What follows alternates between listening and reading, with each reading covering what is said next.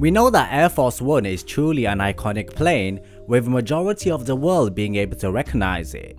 But what if one day the government decided to ditch the 747 aircraft and go for another plane? Which one do you think they would go for? Do you think it would be the A380 due to its size, or the 787 because it's made on American soil? Well, the answer to this question is actually debatable, and I'm sure many people will have their own views on the matter.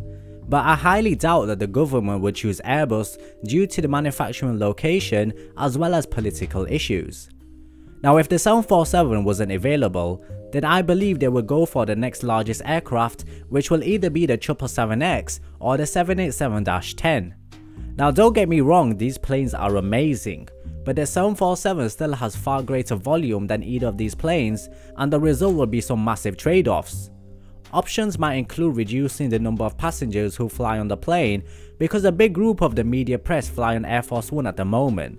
But back in the old days, there was a second plane which flew everywhere Air Force One did, and it carried its support staff. Now, why not other aircraft such as the A380 or the 767? Now, even though the A380 is huge, it's made by the Europeans, and there's absolutely no way that White House would entrust any other country to build the next presidential aircraft. Also, given that Air Force One will be representing the United States, it wouldn't make sense to have a non-American aircraft serve as Air Force One. The 787 and the 767 would be a strong candidate, but at the end of the day, it will lose against the 777X because it's less spacious and it also has lower range than the 777X. Other options might be highly modified versions of the C5 or the C17, but there would be significant changes required to them also.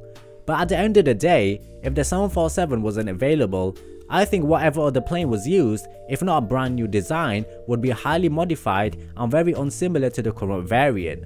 I mean, yes, the 747s currently used are highly modified, but structurally they are still basically the same planes. So captains, those were my views regarding a replacement for Air Force One. I mean, at the end of the day, it's all speculation and we have no idea what they would do, but there's nothing wrong with speculation, right? If you have any thoughts regarding this, then share it with us in the comments below. Thank you so much for watching, my friends, and stay tuned for the next video.